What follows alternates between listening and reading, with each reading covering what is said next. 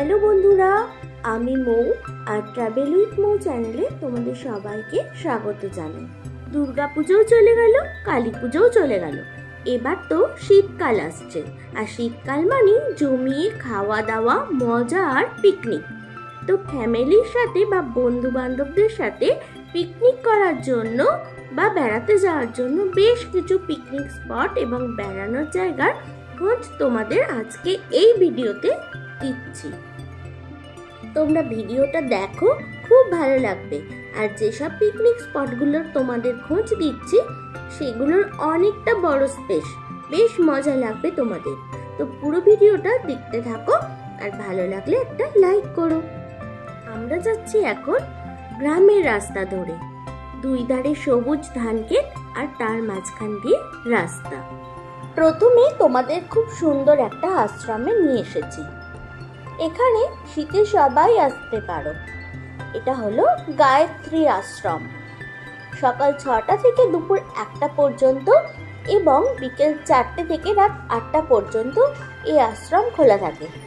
কেবল মাঝে 3 ঘন্টা বন্ধ থাকে। সবুজ শান্ত শিষ্ট পরিবেশের মধ্যে এই আশ্রমটি গড়ে উঠেছে।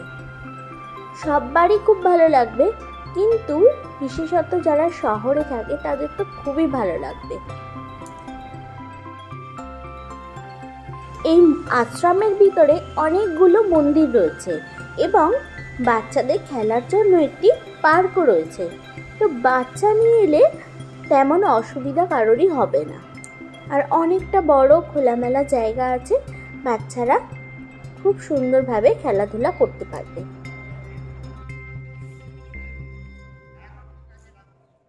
এবারে বলি এই আশ্রমে তোমরা কিভাবে আসবে। যদি তোমরা কলকাতার দিক থেকে আসো তাহলে দিল্লি রোড ধরে এসে বাঁদিকে রাজহাটের দিকে অটো বা টোটোতে করে এসে রাজহাট প্রাইমারি স্কুলের পাশ দিয়ে একটি রাস্তা চলে গেছে। 2 থেকে 3 মিনিট যদি ওই রাস্তা ধরে যাও তাহলেই এই আশ্রমটি দেখতে পাবে। এছাড়া ওই আশ্রমের কাছাকাছি সবার পরিচিত আরও একটি আশ্রম আছে, লাহিড়ী বাবার আশ্রম। সেখানেও সবাই আসতে পারো এবং এই আশ্রমের ভিডিও যদি তোমরা দেখতে চাও তাহলে ডেসক্রিপশনে লিঙ্ক দিয়ে দিলাম, কিংবা আই বাটনে ক্লিক করেও তোমরা সেই ভিডিও দেখে নিতে পারো যে এই আশ্রমে তোমরা কিভাবে আসবে। এবারে আসি পিকনিক স্পটের কথা। প্রথমে আমরা দেখে নেব উল্লাস পিকনিক স্পট। এটাও রাজহাটেই অবস্থিত। এর অ্যাপ্রোপ্রিয়েট লোকেশনটা তোমাদের বলে দিচ্ছি। দিল্লি রোড থেকে ব্যান্ডেল স্টেশনের দিকে 5 থেকে 6 মিনিট এলেই বাঁ দিকে পড়বে এই পিকনিক স্পটটি। চলো এবারে ভিতরে গিয়ে আমরা পরিবেশটা দেখে নিই। দেখো, পিকনিকের টাইম আসছে বলে এই পিকনিক স্পটটা কিন্তু আবার নতুনভাবে সেজে উঠছে, মানে রং টং করা হচ্ছে, পরিষ্কার পরিচ্ছন্ন করা হচ্ছে। প্রথমেই আছে অফিস রুম। তোমাদের এখানে স্পট ভাড়া করতে হলে এই অফিস রুমে কিন্তু কথা বলতে হবে। আর এই গাছেই লেখা আছে কি কি নিয়মাবলী আছে, কোন স্পটের কি ভাড়া আছে, বিভিন্ন জিনিসপত্র যদি তোমরা নাও সেগুলো নিলে কীরকম কি ভাড়া দিতে হবে, এই সব কিছু এখানে লেখা আছে। তোমরা ভিডিওটা পজ করে ভালোভাবে একবার দেখে নিতে পারো। চলো এবার তাহলে আমরা স্পটগুলো একটু দেখে নিই। প্রথমেই বাঁ দিকে আছে কয়েকটা টয়লেট আর ডান দিকে হচ্ছে স্পটগুলো। প্রথমেই 6 নম্বর স্পট থেকে শুরু হচ্ছে। তো এই 6 নম্বর স্পটটায় ঢোকার সময়ই দেখলাম রয়েছে বাচ্চাদের জন্য স্লিপের ব্যবস্থা, আর বাঁদিকে রয়েছে গাছের তলায় সুন্দর একটা বসার ব্যবস্থা। আর এই হলো স্পটটা। স্পটটা পরিষ্কার পরিচ্ছন্ন, রান্না করার জায়গা রয়েছে, নিজস্ব কলের জায়গা রয়েছে। তো এখানে সর্বোচ্চ 25 জন একসাথে বসে পিকনিক করতে পারবে। 6 আর 7 নম্বর স্পটের ভাড়া হচ্ছে 2000 টাকা। এটা সম্ভবত রান্না করারই জায়গা, তাই না? আমি যদি খুব ভুল হয়ে থাকি তোমরা আমায় কমেন্টে সংশোধন করে দিতে পারো। তো এটা হচ্ছে 5 নম্বর স্পট। এখানেও বসার জায়গা আছে। প্রত্যেকটা স্পটই কিন্তু ইট দিয়ে ডিভাইড করা আছে। আরও দুটো বসার জায়গা আছে, রান্নার জায়গা আছে এবং ঠিক এর অপোজিটেই রয়েছে একটা রেস্টরুম। তো এই স্পটটা একটু বড় আর এর ভাড়াটাও কিন্তু একটু বেশি। 4 আর 5 নম্বর স্পটের ভাড়া হচ্ছে 3000 টাকা। এখানে 45 জন একসঙ্গে বসে পিকনিক করতে পারবে। স্পট থেকে বেরিয়ে গেছি আর এই কমন জায়গায় রয়েছে বাচ্চাদের জন্য দোলনা। তো এই দোলনাগুলো বাচ্চারা চাপতে পারবে। এখানে একটা ফাউন্টেন রয়েছে, সুন্দরভাবে সাজানো রয়েছে। কত সুন্দর না, আর পরিষ্কার পরিচ্ছন্ন এই স্পটটি। তো আমাদেরও মাথায় রাখতে হবে আমরা যখন পিকনিক করতে আসবো যেন জায়গাটা যেমন পরিষ্কার আছে সেইভাবেই যেন পরিষ্কার করে যেতে পারি। আচ্ছা, এটা হচ্ছে সবচেয়ে সুন্দর স্পট আর সবচেয়ে দামিও, কারণ এটা হচ্ছে 1 নম্বর স্পট। তো এই স্পটটা যেহেতু অনেকটা বড় তাই এর রেটটাও কিন্তু অনেকটা বেশি। আর এখানে 70 জন একসাথে পিকনিক করতে পারবে। 1, 2 এবং 3 তিনটে স্পটই বড়, তবে আমার মনে হয়েছে 1 নম্বরটা সবচেয়ে সুন্দর। এই 3টে স্পটের ভাড়া হচ্ছে 4000 টাকা করে এবং এখানে সর্বোচ্চ 70 জন একসাথে বসে পিকনিক করতে পারবে। এইদিকে আরও স্পট তৈরি হচ্ছে এবং তোমরা যদি চাও কোনো অনুষ্ঠান সেলিব্রেট করার জন্য এখানে এসে যোগাযোগ করতে পারো।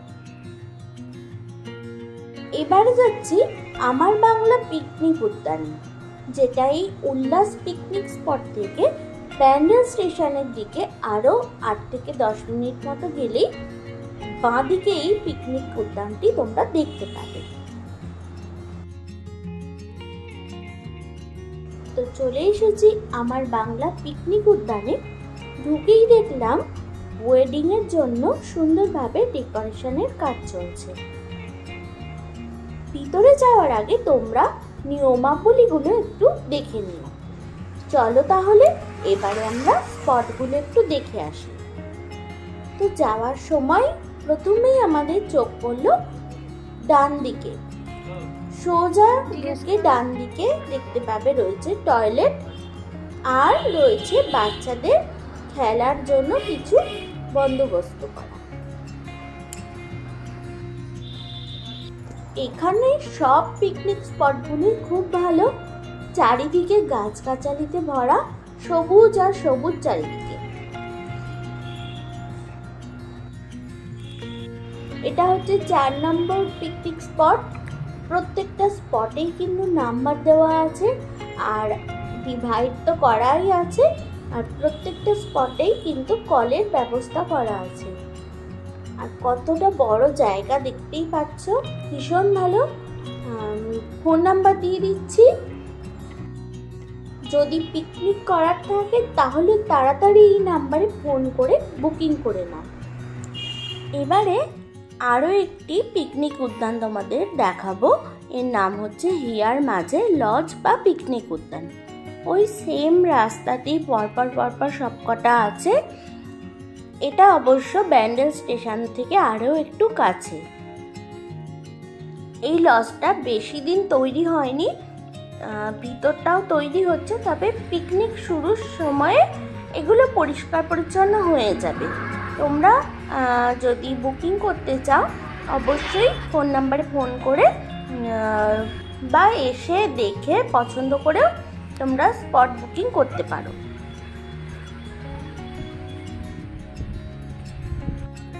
সব কিছু রেডি আছে, বাচ্চাদের খেলার জায়গাগুলো আর স্পটগুলো পরিষ্কারই আছে। তবে যেটা দেখলাম যে ওনারা কাজ বাজ করছেন, পরিষ্কার করছেন, পিকনিক করতে তোমাদের কোনো অসুবিধা হবে না। এবার একটা রিসর্টের সন্ধান দেব তোমাদের। অনেকেই আছো যারা ছুটির দিনে ফ্যামিলি বা বন্ধু বান্ধবদের সঙ্গে একটা সুন্দর জায়গায় থেকে খাওয়া দাওয়া করে সময় কাটাতে চাও, তাদের জন্য এটা আদর্শ। তো লোকেশনটা হচ্ছে দিল্লি রোড ধরে মগরার দিকে এগিয়ে বাঁদিকে খানিকটা গেলেই এই রিসর্টটা তোমরা পেয়ে যাবে। এই যে দেখো লেখা আছে mango city resort and restaurant, যেটা দিল্লি রোড থেকে আর 1 মিনিটের হাঁটা পথ। তো এখান দিয়েই বেঁকে যেতে হবে বাঁদিকে, আর 1 মিনিট গেলেই এই রিসর্টটি তোমরা দেখতে পাবে।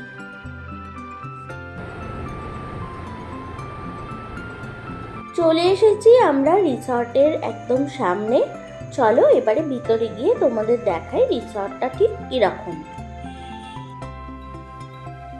দেখো রিসর্টটা কিন্তু দারুণ, মানে এখানে কটেজ রয়েছে, সুইমিং পুল আছে। তবে আমরা দুর্ভাগ্যবশত গিয়েছিলাম শনিবারে, তাই রিসর্টটা ফুল বুক থাকায় ভিতরে অ্যালাউ করেনি, কারণ গেস্টরা ছিল। তো সেই জন্য আমরা আর ভিতরে গিয়ে ভিডিও করতে পারি। ফোন নাম্বার দিয়ে দিলাম স্ক্রিনে, যোগাযোগ করে চাইলে তোমরা একটা ছুটির দিন এখানে কাটাতেই পারো। লাস্ট তোমাদের আরো একটা পিকনিক স্পট দেখাবো। তোমরা দিল্লি রোড ধরে যে মগরার দিকে যাচ্ছিলে ওই পথে গিয়ে বাঁদিকে দেখবে ইঞ্জিনিয়ারিং কলেজের একটি বোর্ড রয়েছে।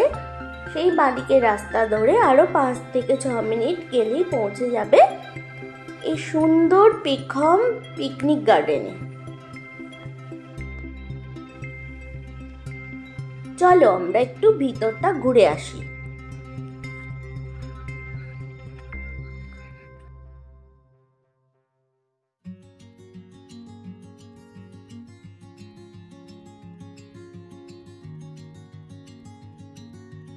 এখান থেকেই পিকনিক স্পটগুলো শুরু হচ্ছে, তবে এটা একটা গেস্ট হাউস, এটা তোমাদের পরে দেখাচ্ছি।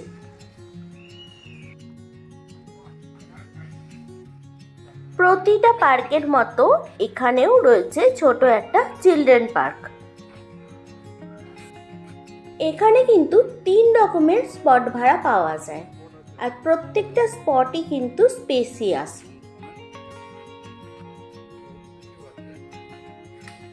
3 রকমের স্পট ভাড়া বলতে কিছু কিছু স্পটের সাথে রয়েছে অ্যাটাচ রুম, কিছু কিছুর সঙ্গে রয়েছে অ্যাটাচ রুম উইথ বাথরুম, আর কিছু কিছু স্পট শুধুই তোমরা স্পট ভাড়া হিসেবে নিতে পারো, সেগুলোর সঙ্গে না আছে রুম না আছে বাথরুম। তো তোমাদের যার যেরকম ইচ্ছা সে সেরকম নিতে পারো। একটা অ্যাটাচ রুম তোমাদেরকে দেখিয়ে দিই। এই রুমটা অলমোস্ট কমপ্লিট। এখানে একটা বেড রয়েছে, সঙ্গে অ্যাটাচ বাথরুম রয়েছে, আর এদিকে একটা টেবিল রয়েছে আর 2টো চেয়ার রয়েছে। রুমটা যথেষ্ট বড়, আর ফ্যান তো লাগানো থাকবেই। তো এরকম অনেকগুলো রুম তোমরা পেয়ে যাবে।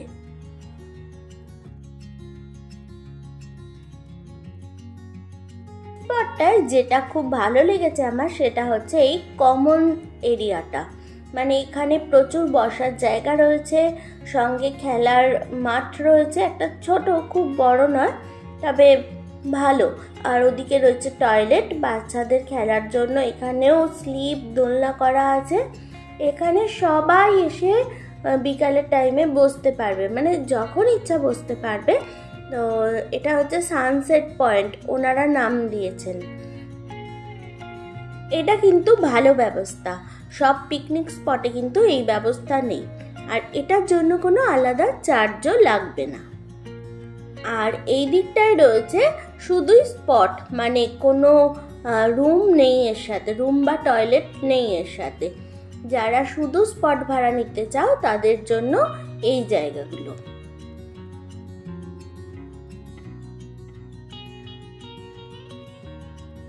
এবারে প্রথমে যে গেস্ট রুমটা তোমাদের দেখিয়েছিলাম সেটা এখন ভিতরটা তোমাদেরকে দেখিয়ে দেব।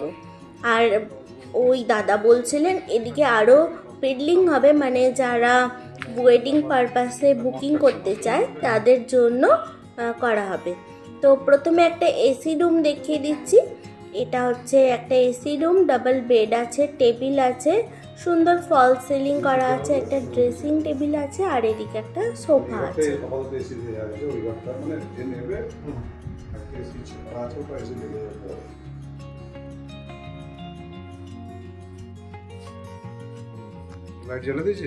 আর পাশেরটা একটা নন এসি রুম, যারা যেরকম চাইবে সেই হিসেবে ভাড়া নিতে পারো। ওই রুমটাও এসি হিসেবেও নিতে পারো, নন এসি হিসেবেও নিতে পারো।